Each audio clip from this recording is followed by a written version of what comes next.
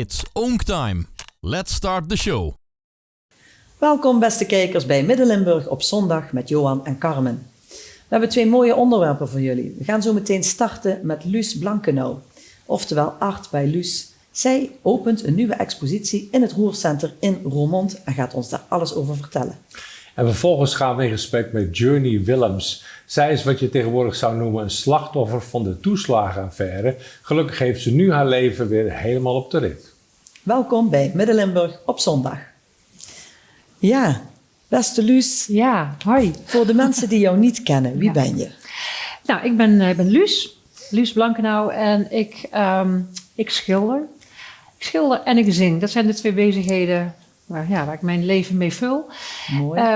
Maar op dit moment is vooral het schilderen en de kunst een groot deel van mijn leven.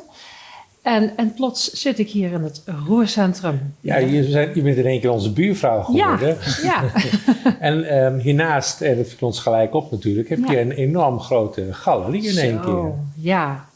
Wow, dat was zo van, ik heb de sleutels, kijk even. Waar ik nu sta, ja. En toen dacht ik, wow, leuk, doen we. Ja, fantastisch. Ben je niet bang voor de grootte? Ik zeg, nee. Want hoe groot is die ruimte? Weet je dat ik dat eigenlijk niet weet? Nee. Groot. Ja, echt heel groot. Echt heel groot, ja. Maar voor een goede galerie moet het ook wel groot zijn. Nou, zoals het nou inderdaad ingericht is en ik zie mijn werk daar allemaal hangen en denk ik, wow, dat is toch een droom. Fantastisch. Die elke kunstenaar denk ik toch wel voor zich ziet en zou willen hebben. En met mij wordt het gelukkig zo bijna in de schoot geworpen. Ja. In die zin van, ik kan het vullen met mijn werken en het ziet er leuk uit. Heel kleurrijk. Kleurrijk. Ja. Ik krijg er heel veel complimenten over hoe kleurrijk het is. En, het zijn allemaal hele grote, kleurrijke werken. We gaan direct even kijken naar de verschillende stijlen, vormen en dat soort zaken. Ja. Maar je krijgt dus nu al positieve reacties. Ja, heel veel positieve reacties. De mensen die binnenkomen zeggen, hey, leuk, vrolijk, kom gezellig binnen, leuke vibe. Het ziet er blijkbaar heel fijn uit om naar binnen te lopen. En het is ook leuk om te kijken wat er allemaal is. Het is dan heel veel raam, dus wat wil je nog? Dan is het heel open, heel toegankelijk. Ja, het is heel toegankelijk, blijkbaar. Grote en kleurrijke werken. Ja. Hoe lang ben je al bezig met schilderen, als we daar even op focussen? Ja, nou, ik denk dat ik een jaar of 15 geleden mijn eerste doek gekocht heb en de penselen en de verf. En dat was naar aanleiding van een gesprek dat ik heb gehad met Henk van Hemert. Hij is kunstenaar en een vriend van ons. En ik had ooit mijn vriendje op drumles gezet. En dat wist... en mijn vriendje zei tegen hem, je moet haar even spreken, want zij wil graag schilderen, maar ze doet maar niks. Ik tekende graag vroeger natuurlijk. En ik had graag de kunstacademie gedaan, nooit gedaan. En dan heb dat een beetje laten liggen. En toen kwam hij bij mij op gesprek, althans hij kwam mij op visite en we zijn in gesprek geraakt. En hij zei, je kunt 2 dingen doen. Dus je kunt naar de kunstacademie gaan en dan leer je dingen. Of je koopt gewoon een doek, wat kwasten en wat verf. En dan heb je volgens mij binnen no time iets aan de muur hangen. Nou, dus dat heb ik inderdaad gedaan. En toen had ik die kwast in mijn handen en ik weet nog heel goed. En toen dacht ik, nu? Ja. Dan ga ik tekenen. Nou, dat was niet de bedoeling. Dus ik heb daar lopen klungelen en doen. Maar heel snel had ik toch wel in de gaten dat... ik heb gewoon heel veel geprobeerd. Heel veel proberen en dingen doen. En soms laten mislukken, soms laten slagen. Leer je natuurlijk heel veel. Ja, ontzettend veel. En ook, er zijn zoveel mogelijkheden eigenlijk met verf. Want als je nagaat hoeveel schilders en tekenaars en kunstenaars zijn er niet op de wereld. En we maken allemaal iets anders ermee. Met hetzelfde materiaal. Vind ik toch wel heel knap. Ja. En ik zie jou hier als een heel positief persoon. Ja. Maar ik lees dan dat je ook wel eens staat te vloeken. Als je met een... Het is met een lach en een traan maak je schilderijen. Ja. Vertel. Nou ja, dat vloeken dat heeft dan te maken met dat ik denk van... Wat verdomme, dit is moeilijk. Moeilijke techniek. Lastig. Lastig. Wat is dat een werk. En wat is het lastig om dat goed te krijgen. Of hoe moet ik het doen. Ja, er is niemand die het mij vertaalt. Van dat moet je zus doen. Of dat kun je met dit materiaal doen.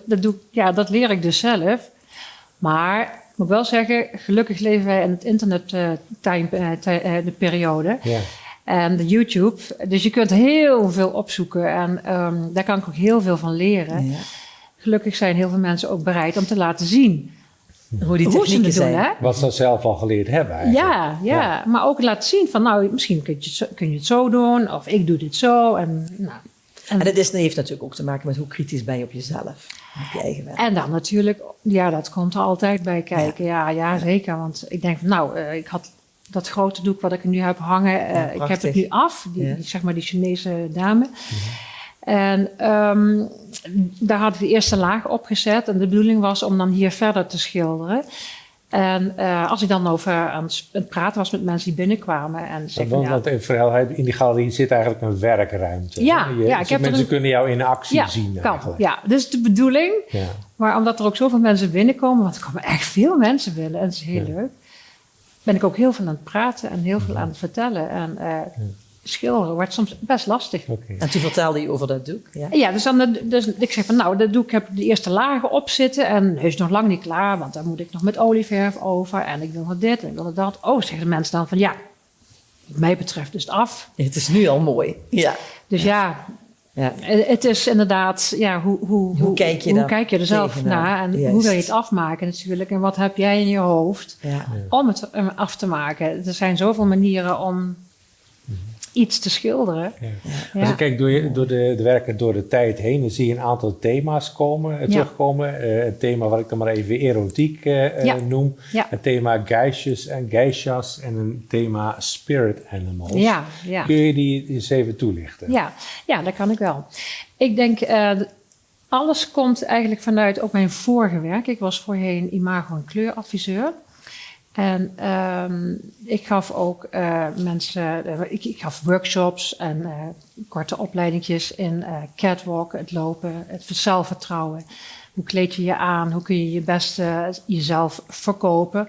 Of laten zien wat voor krachtige karaktereigenschappen je hebt, die je misschien niet laat zien, die je wel wil laten zien. Daar ben ik heel lang en heel veel mee bezig geweest. Dat was erg leuk om te doen. Maar toen ik daarmee gestopt ben, die gedachte van, er zijn heel veel mensen die het zelfvertrouwen, ik wil niet zeggen missen, maar het niet durven pakken, de een of andere manier, of durven laten zien. Dat vind ik jammer. Voor heel veel mensen vinden het zelf ook jammer. Zeker, want dat blokkeert. Dat blokkeert met heel veel dingen. Maar met alles, dat blokkeert op het seksuele vlak vaak. En gewoon het praten zo met mensen. Het maakt niet, dus met alles kan dat blokkeren. En dat vond ik altijd erg leuk om daarmee te werken. En om daar, hoe komt het dan terug in die 3 thema's die ik net omschreef? Nou, dus uiteindelijk ben ik dus gaan schilderen. En ja, wat ga je schilderen? Vroeger schilderde ik of tekende ik graag portretten. Daar was ik altijd al mee bezig. Dus dat is daar begon het eigenlijk wel al mee. Dus ja, wat ga je schilderen eigenlijk? Hè? Wanneer de verf erop komt. Ja. Wat ga je doen? In het beginsel wist ik dat ook nog niet. Maar heel langzaam komen dat toch dingen proberen. En kwam ik toch op portretten uit. En dat sensuele. Ik had zoiets van, het is net alsof of je dat niet mag laten zien. En dan ben ik misschien een klein beetje een raddraaier soms af en toe. En brutaal. Baanbreken. Ja, we denken van, nou, scheid. Oh, sorry. Kan mij het schelen. Ik wil het laten zien. Want zeker. Dat mag. Je mag laten zien wie je bent. Is dat een thema? Of is het echt iets wat bij jou hoort en wat jij wilt laten zien? Dat jij jezelf wilt laten zien? Nou, dat ik mezelf mag laten zien. Maar dat ieder zichzelf mag laten zien. Dat is eigenlijk wat ik daar uiteindelijk dan ook het gesprek mee naar voren wil laten komen. Ik laat het zien. Ik ben er niet bang voor. Want ik mag er zijn. Jij mag er zijn. Iedereen mag er zijn. Welke manier je eigenlijk ook eruit ziet, dat maakt niet uit. Als je maar dat vertrouwen in jezelf hebt, dat je er mag zijn. En is dat ook hoe je rondom dat soort werk en gesprekken met mensen aangaat? En hoe verlopen die dan? Ja, nou kijk, als mensen vragen van, maar waarom moet dan bloot? Soms is het een beetje bloot of een beetje sensueler. Ik zeg, goed, op de eerste plaats, je hoeft natuurlijk niet te kijken als je het niet mooi vindt. En je hoeft het ook niet mooi te vinden. Dat is op de eerste plaats. Maar als het je triggert, waarom triggert het je dan? Is dat omdat je het mist en jezelf zou willen?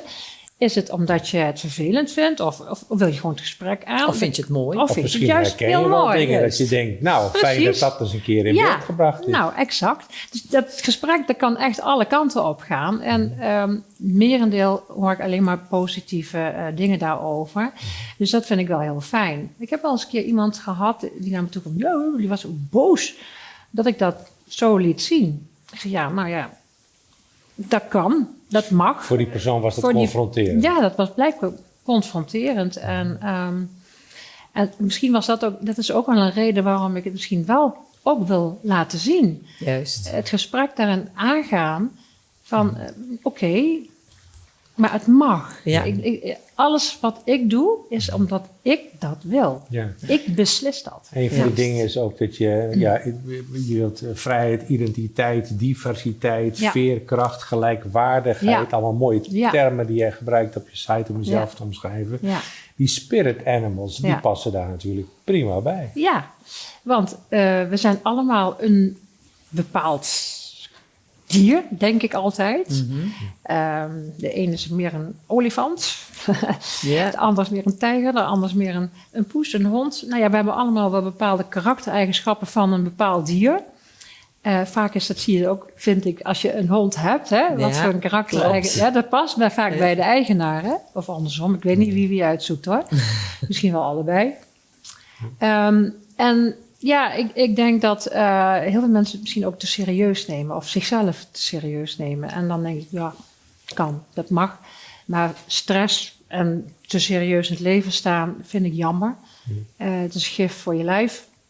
Dus stel je moet jezelf een klein beetje... Ja. Wat is jouw spirit animal? Oh, ik weet niet. Ik heb er denk ik een paar. Noem maar eens één. Nou, ik denk dat ik wel een olifant ben en een aap.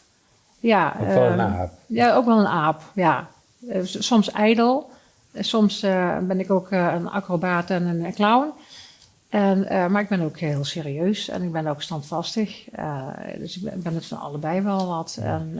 De laatste tijd ben je bezig met een beetje een soort van geisha-achtige portretten te maken. Ja. Bij een ervan ben je zelf ook heel duidelijk herkenbaar. Misschien wel op meer daarvan. Ja. Wat zegt dat over jou?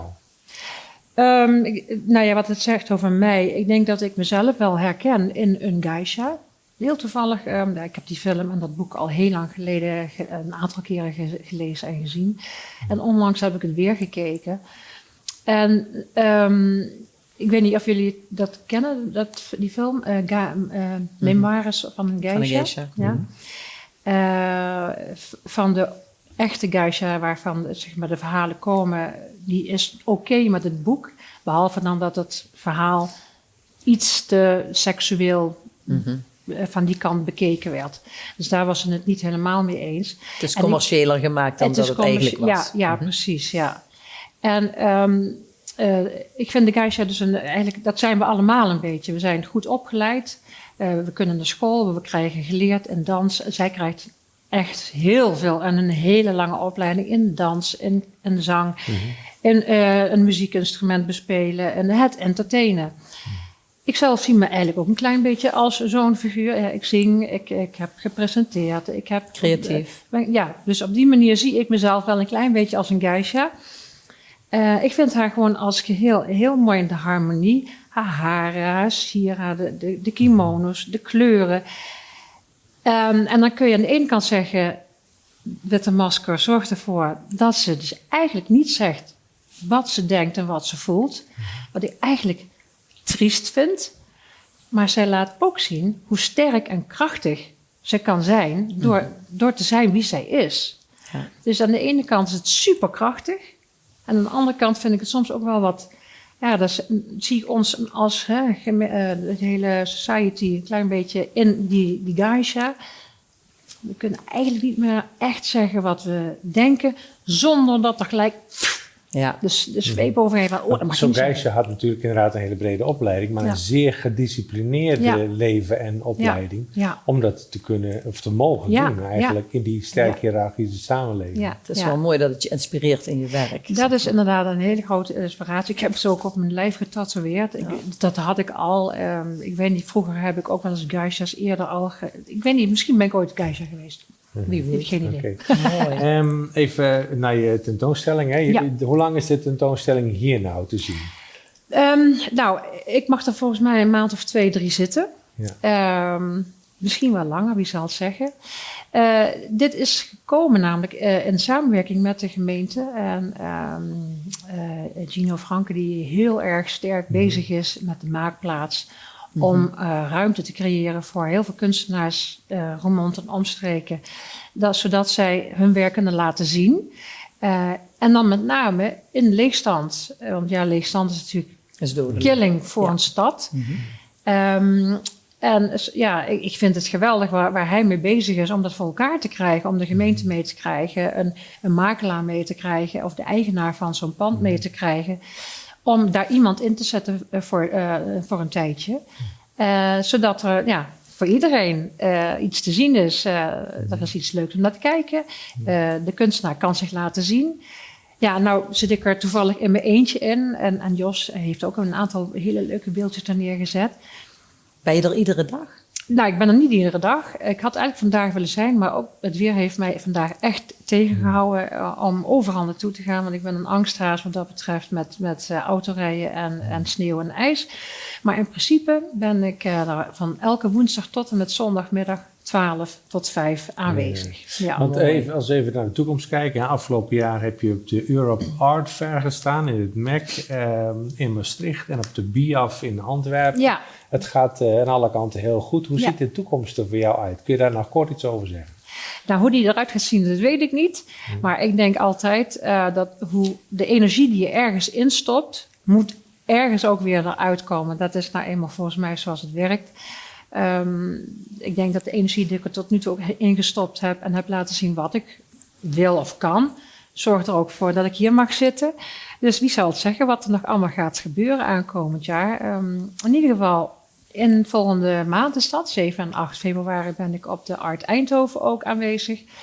En een maand of in april in Zaventem van Kiwanis hebben zij een expositie. En zo en natuurlijk ook de Europe Art Fair in september weer. Dus ook dit jaar ben ik wel op een aantal dingen. Ja, maar dan moet ik ook nog wel tijd hebben om te schilderen. Ja. Goed. Heel fijn dat je even tijd hebt willen vrijmaken om hier te vertellen. En veel succes. Ja, dankjewel. En dankjewel voor de uitnodiging. Graag gedaan. Dankjewel. 2019 is een jaar dat Journey Willems nooit zal vergeten. Ze werd door de marechaussee aangehouden bij de grens en een nacht vastgezet. Een fraudeur. Zoals we nu zouden noemen, een slachtoffer van de toeslagenaffaire. Ze heeft een verschrikkelijk dramatische geschiedenis op dat gebied. Ze heeft daar een boek over geschreven en vandaag is ze hier. Hartelijk welkom, Journey, om daarover te vertellen. Welkom. Dankjewel. Het begon niet in 2000, dat vastzetten bij de marechaussee. Dat zou toch wel een dikke impact hebben gehad? Dat heeft een hele grote impact gehad. Ondertussen zijn er natuurlijk heel veel dingen gebeurd, maar dat zijn wel dingen die echt zijn blijven hangen. Dat is in 2011 is dat ongeveer, 2011, 2012 is dat geweest inderdaad. En het was een moeilijke periode. Ja, zeker. Ja. Het hele verhaal begint eigenlijk in 2009, als ik het goed begrepen heb. Je toenmalige relatie ging stuk, je had een eigen woning en je had kinderen en je moest gebruik maken van de kinderopvang. Ja. Hoe is dat, kun je iets schetsen over die beginperiode? Nou ja, je gaat dus uit elkaar en dan moet je dus gaan kijken van hoe gaan we dat regelen. Destijds kreeg ik in 2009 dus de verantwoordelijkheid over de kinderen. Vader zou ze 1 keer in de 14 dagen krijgen. In de relatie hadden we het zo geregeld dat de een thuis was en dan was de andere thuis. Dus ik had nooit opvang hoeven aanvragen. Toen ik uit elkaar ging moest ik opvang gaan aanvragen. En natuurlijk zo snel mogelijk werk krijgen, hè, omdat je dan toch ook echt wel je leven wilt opbouwen. Nou, dat heb ik dus gedaan. Ik kreeg al heel snel werk binnen een salon. Ik ben ook kapster van oorsprong.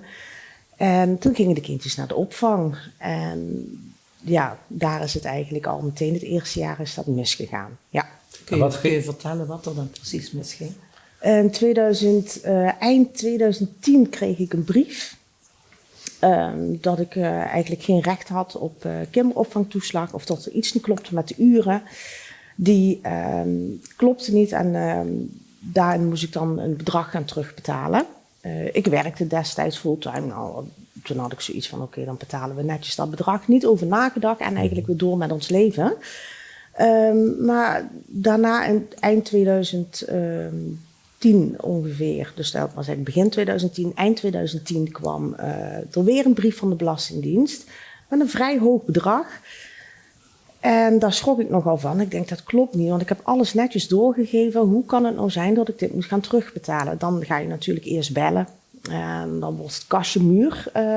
Dan is het van, ja, moeten we even kijken, je wordt teruggebeld, wordt niet teruggebeld. Toen was je eigenlijk nog redelijk optimistisch dat het opgelost zou kunnen worden. Ja, toen had ik zoiets van, oh goh, misschien heb ik iets verkeerd ingevuld.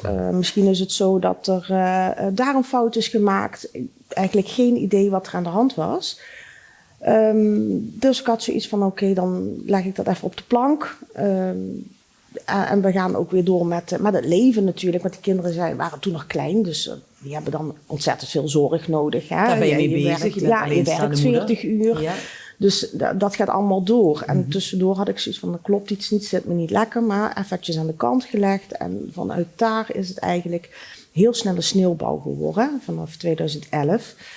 De sneeuwbal die werd op een gegeven moment zo groot dat je dan de huur niet meer kan betalen. Want op een gegeven moment kreeg je een soort stempel binnen de Belastingdienst. Opzet grove schuld. Ja. Het is een term die mensen die er niks mee te maken hebben misschien niet kennen. Maar het is eigenlijk een soort brandmerk wat jouw leven bijna 10 jaar heeft bepaald. Ja, de OGS, hoe ze het noemen, mag tegenwoordig niet meer vergeven worden. Destijds heb ik die stempel gekregen. En dat wisten wij dus niet, tot hij erachter stond. Wat is de OGS? Dus opzet grove schuld. Dat is het vinkje, zo ze het noemden.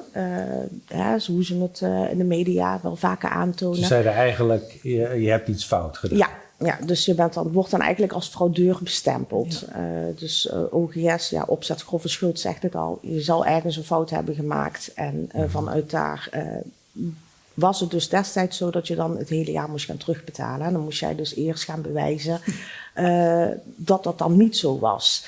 Of wel zo was, hè? Een van die twee. Binnen dat gedeelte ben ik me gaan melden. Ik kreeg dus eigenlijk vanuit de Belastingdienst kreeg ik geen gehoor. Heb je daar geen bericht over gehad? Jawel, er kwamen meerdere brieven binnen. Ik snapte niks van die brieven. Hè. Ik was maar kapster. Duidelijk. Je hebt geen idee wat je overkomt. Op een gegeven moment, ik had wel zoiets van, nou moet ik toch echt wel met iemand gaan praten. Je bespreekt dat eerst thuis. Toen werd me gezegd van, Julie, misschien kan je het met iemand gaan bespreken. Een goede vriend, die vanuit mijn moeder haar kant. Hij had een heel groot bewindvoeringskantoor en had zoiets van, laat het even nakijken door hem, dan komt het wel goed. Nou, ik met mijn hebben en mijn houden en mijn spulletjes. Ondertussen was die sneeuwbal al zo groot dat ik mijn normale dingen al niet meer kon betalen. Ik ging naar de bewindvoerder. Het ging over budgetbeheer. Over budgetbeheer destijds. Het was ook nog vrij onschuldig in het begin. Van hoe kun je beter met je geld omgaan zodat je wat overhoudt. Klopt. Hij had zoiets van, dan kijk ik dat wel even na. En die had zoiets van, nou dan inderdaad, dan ga je gewoon onder budgetbeheer. Dan betaal je me een klein gedeelte en dan ga ik dat voor je oplossen. Want dat lijkt me een heel eenvoudige oplossing. Zo gezegd, zo gedaan. Contract getekend. Inmiddels werd het steeds erger. De bewindvoerder die mijn geld zeg maar beheerde destijds, die had zoiets van, ik kom er niet doorheen, er klopt iets niet. Maar ik weet niet precies wat er niet klopt, maar het gaat verder als ik kan geen regelingen treffen. De starheid. Heel erg. De starheid vanuit de overheid eigenlijk ook. Maar vanuit die instantie, die is sowieso vrij machtig. Dus zelfs hij kwam er niet doorheen. Ja, en dat had achteraf gezien met die opzet grove schuld te maken. Een soort stempel wat je achter de schermen had gekregen. Op een gegeven moment word je onder beschermingsbewind geplaatst. Ja. Het wordt al een stuk minder gezellig op dat moment. Want, Nou, dat was het al, denk ik. Wat houdt dat in? Destijds in 2013 kon men nog, of 2012 kon zich men nog zelf melden onder beschermingsbewind. Op het moment dat je onder beschermingsbewind gaat, dan houdt dat eigenlijk in dat je zelf niks meer te zeggen hebt over je financiële middelen. De bewindvoerder op dat moment, dus budgetbeheer, wordt op dat moment verantwoordelijk voor al je zaken. Dus dat mag je ook niet meer zelf doen. Je krijgt dan gewoon leefgeld en met het leefgeld, meestal is dat weekgeld, mag ook maandgeld zijn, maar over het algemeen is dat structureel gewoon weekgeld. Daar moet je het dan mee doen en de rest wordt dan gewoon voor je geregeld. Tegenwoordig is het niet meer mogelijk om onder beschermingsbewind te komen, mits dat echt aangetoond wordt dat er echt iets aan de hand is met je. Maar je mag het niet meer, je kan het niet meer zelf aanvragen. Ik heb dat destijds zelf aangevraagd. Op advies van mijn bewindvoerder, omdat hij zoiets had van, ja Johnny, ik kan zo op dit moment niks voor je regelen. Ik wil heel graag wat voor je regelen, maar dan moet je mij echt alles naar mij overdragen en dan gaan we het op dat moment, kan ik het echt voor je gaan regelen. Daar ga ik ervan uit dat ze dan wel gehoor geven aan het feit dat er beslagvrije voet moet komen enzovoorts. Want daar luisterden ze ook niet naar. Wist jij op dat moment dat er zoveel mensen hiermee te maken hadden? Of dacht jij, ik ben het alleen? Nee, ik dacht echt, ik ben het alleen. Ja. Je schaamt je heel erg, Juist. omdat je bent nog vrij jong. Ik was destijds 27, 28 en dan heb je op een gegeven moment een schuld van over een ton. Ja. Ja. Dan krijg je het er even warm van. Dus, en je weet ook niet hoe je er dan mee moet omgaan. En op een gegeven moment, omdat je het ook niet meer zelf mag doen, ik mocht het niet meer zelf doen, dus die aanvragen die werden gedaan voor de kinderopvang. Dus de jaren daarna, dus na 2009 en 2010, die zijn ook door de bewindvoerder gedaan. Die mag ik zelf niet doen. En nog ging het door, zeg maar. Het werd niet beter, Nee. niet veel beter in ieder geval. En op een gegeven moment werd het ook persoonlijk slechter, hè, want je woonde in Venlo in 2012, moest je daar het huis uit. Je krijgt er een nieuwe vriend. Het biedt weer perspectieven. Ja, want je weet nog niet precies wat er aan de hand is. Je weet alleen dat je dan onder beschermingsbewind staat en je denkt, oké, die regelt dat. Ik krijg netjes mijn leefgeld. Ik heb altijd netjes gewerkt, dus eigenlijk dat is wel een belangrijk alles, punt. Ja. Hè? Je hebt altijd gewerkt en op een gegeven moment verdiende je ook geloof ik iets van €2000 netto in de maand. Ja. Maar daar hield je bijna niks van over. Nee. Ik had op een gegeven moment nog maar een weekgeld van €25 per week. En dat is wijd onder de norm. Ja. Dus, ja. Dat kun je zeggen, ja. Omdat de rest gewoon werd, aan schulden werd afbetaald. Ja. Ik heb een lijstje gemaakt, 2013, de Belastingdienst, die wil dan ook nog beslag leggen op je auto. Je bent ambulant kapper. Zonder auto gaat het niet meer lukken. Nee, dat heb ik destijds gelukkig kunnen voorkomen. Ook eigenlijk mede door mijn bewindvoerder. Hè. Mijn bewindvoerder die zei, dan moeten jullie toch echt wel richting mij komen. Dus als er eens beslag wordt gelegd, dan moeten jullie dat echt met mij gaan regelen. En niet via mevrouw, want mevrouw die staat onder beschermingsbewind. Dus zij is niet capabel genoeg om iets te mogen bepalen of dat er iets wordt afgenomen. Dat zat er eigenlijk toen al niet in, maar toch vonden ze me altijd weer. Ja. Een jaar later, weer een dramatische ontwikkeling. 2014, er gaan instanties van buiten meekijken naar hoe jij met je kinderen omgaat. Want dat blijkt dan schijnbaar is dat ook niet goed. Nee, op een gegeven moment, je leeft dus eigenlijk onder het sociaal minimum. Dan kan je bepaalde dingen niet meer bekostigen. Dingen die normaal zijn voor een mens worden niet meer normaal. Hè? Een verjaardag, noem maar op, kleren voor de kinderen. Dat zat er gewoon praktisch niet in. En dan ga je tegen dat soort punten aanlopen en dan worden er anonieme meldingen gemaakt van de kinderen hebben niet de kleren aan bijvoorbeeld die ze behoren te dragen. En jeugdzorg en veilig thuis komen dan bij jou achter de voordeur meekijken en ook mee beslissen? Ja, klopt. Ik ben destijds, ze zeggen dat het een keuze is, maar ben ik vrijwillig, heb ik hulp aangeboden gekregen, zo hoe ze het zeggen. En dat heb ik dan ook aanvaard. Dus, maar dan krijg je dus ook gewoon hulpverlening in huis. En die krijg je structureel. Dus dat is dan zeker... ik had ze volgens mij 4 keer in de week had ik hulpverlening. Op een gegeven moment wordt er wel afgebouwd, maar je bent eigenlijk een vreemdeling in je eigen huis. En wat doen ze dan precies? Er wordt gekeken hoe er met jou, hoe jij omgaat met je kinderen. Er wordt eigenlijk constant is er eigenlijk een mevrouw die vinkt dingetjes af. Hè? Waarschijnlijk ook of mijn koelkast vol was, ja of nee. Dat soort hele kleine dingetjes, daar worden echt op gelet. Want in het boek schrijf ik heb het idee dat ik steeds getest word en aan dingen moet voldoen. Ja.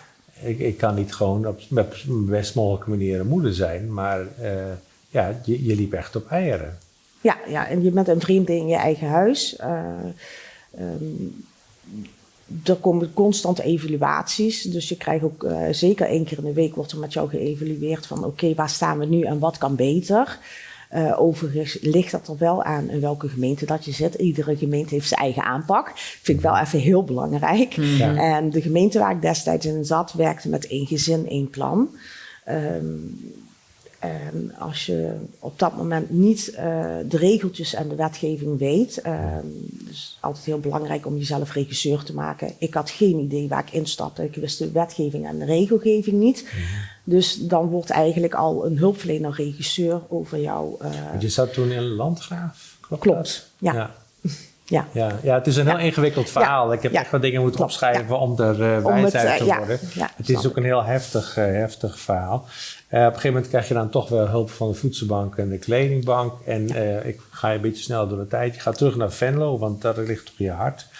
Ja. En op een gegeven moment, 2018, raak je dan toch het contact met je kinderen kwijt.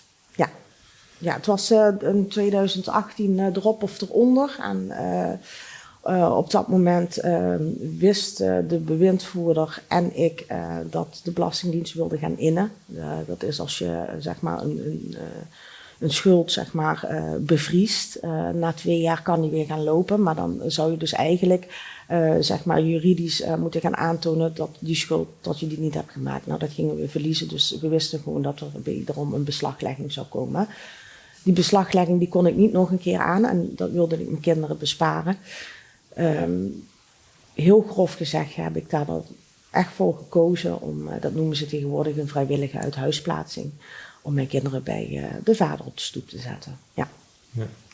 Dus bij jou zijn de kinderen wel nog in beeld gebleven, terwijl bij anderen de kinderen uit huis zijn geplaatst, maar ergens anders zijn ondergebracht, waar ze niet eens van wisten waar ze waren. Bij mij zijn de kinderen wel in beeld gebleven, maar het geeft natuurlijk wel wrijving. Het is verschrikkelijk. Dat is een drama. Het een houdt eigenlijk altijd, het gaat gepaard met het ander. Alle leefdomeinen en dus ook bijvoorbeeld tegenwoordig hebben we een ouderschapsplan. Nou, je schrijft daarin van tevoren op wat je afspreekt over de kinderen. En als je in een hele schrijnende situatie zit waar geld eigenlijk, alles draait dan om geld.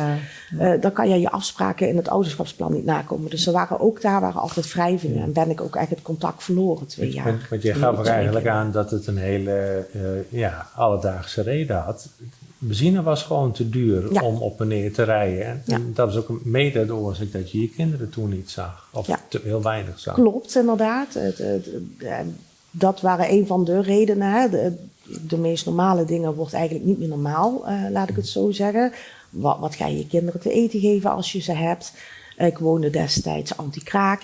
2019 had een nieuwe vriend. En anti-kraak is dan eigenlijk dat je in huizen woont die leegstaan. Die leegstaan, ja. Of gebouwen of scholen. Precies. Ik zat wel echt anti-kraak. Je hebt tegenwoordig tijdelijke verhuur en je hebt eigenlijk het anti-kraak gedeelte.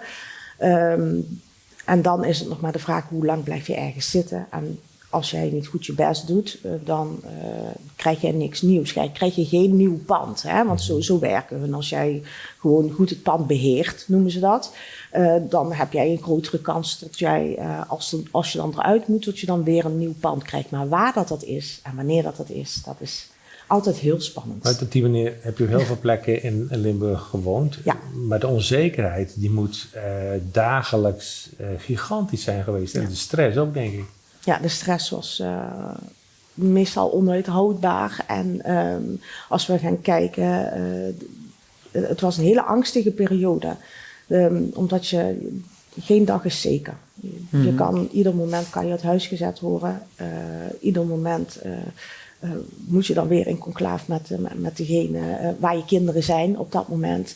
Het kan dan ook zo zijn dat je geen afspraak kan nakomen. Je leidt een heel onveilig bestaan. Ja.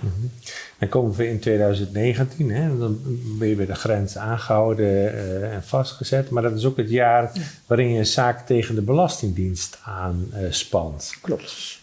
Dat was een ommekeer. Ja, dat was een ommekeer. Inmiddels was er al heel wat media-aandacht. Vanuit 2017 waren al heel veel toeslagenaffaire-ouders bezig. Ik zat anti-kraak, ik had bijvoorbeeld geen toegang tot normale tv, geen toegang tot internet, want dat geld had ik niet. Hè. Het was dus wist je nog steeds niet hoe groot het was? Dus ik wist niet, ik wist wel een beetje hoe groot dat het was, maar niet de impact, hoe de menig mensen het op tv kon zien. Het heel Nederland schrok zich gewoon rot. Ja. Want in feite had de Belastingdienst gezegd, wij willen fraude voorkomen. Dus wij maken bepaalde profielen op basis van etniciteit en sociaal-economische omstandigheden. En daar kwam dus een groep mensen in naar voren. En die kregen dus een stempeltje mee als potentiële of misschien nog wel halve fraudeur. Ja, en dat stempeltje is eigenlijk ook door de jaren heen. Hè. Het zijn nogal heel wat jaren. In totaal waren het 14 jaar. Door de jaren heen is natuurlijk ook de wetgeving constant veranderd. Of steeds veranderd, laat ik het zo zeggen. Hè. De wetgeving werd binnen het OGS ook steeds strenger. Op het laatst, en dan spreken we over 2015, is de wetgeving op OGS heel erg versterkt. Dat had destijds ook met de Bulgarenfraude te maken, wat een adresfraude is. Wat ik daarmee eigenlijk wil aanduiden is dat je ook constant tegen nieuwe wetgeving aanliep. Binnen dan denk ik moet hier wat aan je voldoen had. En dan bleek het weer anders te zijn. Precies. Op het laatst was het namelijk zo dat zelfs mensen met een schuld van €3000 ook een vink OGS kregen. En dat is met een betalingsachterstand van €3000. Dus er zijn heel wat mensen in Nederland die de stempel hebben gehad. Ja. Even naar die rechtszaak. Op een gegeven moment, jullie kregen ook steun van prinses Laurentien. Ja. Je zit in die eerste groep van mensen die daar... kun je iets vertellen over hoe dat gegaan is? Ik heb inderdaad met de pilot meegedaan. Gelijkwaardig herstel. Voor mij was het een hele mooie uitkomst. Er werd naar mij geluisterd. Ik had eindelijk het gevoel dat mensen mij begrepen. Gelijkwaardig herstel destijds was opgebouwd, was het een heel prettig en warm nest waar ik gewoon echt mezelf kon zijn. Er werd niet gekeken naar... werd wel natuurlijk gekeken naar wat ik had meegemaakt, maar er werd niet geoordeeld. En ik was echt gewend tot eigenlijk iedereen oordeelde, hè, van de buurman tot aan de bakker, om het zo te zeggen. Dus dat was voor mij een heel fijn proces, wat ik ook zeker wel nodig had. Begrip. Ja. En ook herkenbare situaties precies, met anderen. Ja, en waardoor je dus ook wel weer wat zachter wordt richting de overheid. En het herstel was daarin enorm fijn. Dus, maar goed, want dat gaat financieel, is een regeling getroffen. Je hebt een bedrag gekregen en ik begrijp dat je daar nu zo'n beetje van af bent, van het hele verhaal. Je hebt het over herstel.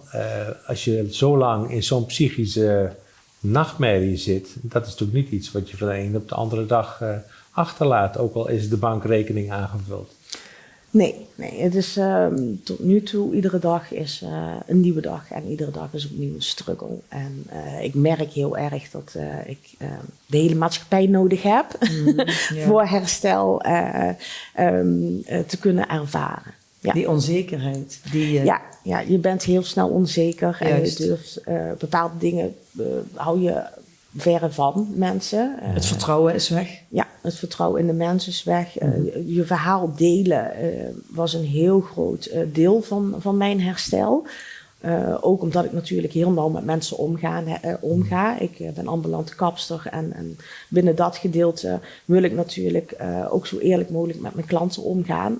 Dat heb ik heel lang niet gekund, want je gaat niet aan de grote klok hangen dat je anti-kraak woont enzovoort. Dat durf je pas als er zoveel meerdere lotgenoten zijn. Ja, precies. En je kan er ook niet echt aan klantenbinding doen. Want het is normaal dat je bij de kapper gaat zeggen van, goh, hoe is het met jou?